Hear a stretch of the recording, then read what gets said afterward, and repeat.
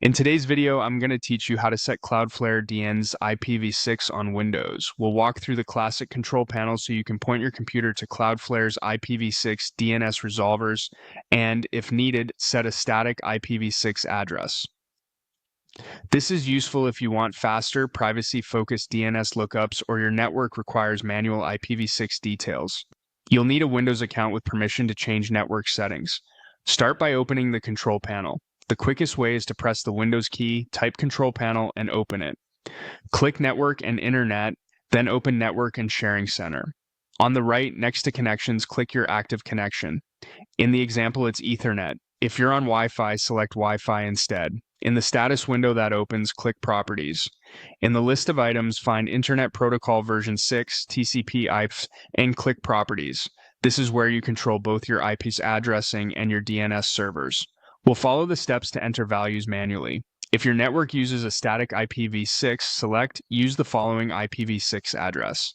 Enter the IPv6 address assigned by your ISP or network admin. In subnet prefix length, type the prefix provided for your network, commonly 64, but use the exact value you were given. For default gateway, enter your router's IPv6 gateway address so Windows knows how to reach the internet. These three fields must match your network's configuration. Incorrect values can interrupt connectivity. Now set the DNS, which is the main goal. Under Use the following DNS server addresses, type Cloudflare's IPv6 resolvers. For preferred DNS server, enter 2606.4700.4700.1.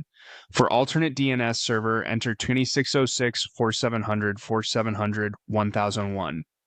These Anycast addresses are globally available and prioritize speed and privacy by not selling your DNS data.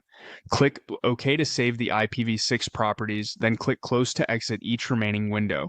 Your changes apply immediately. Applications may need a quick restart to pick up the new DNS.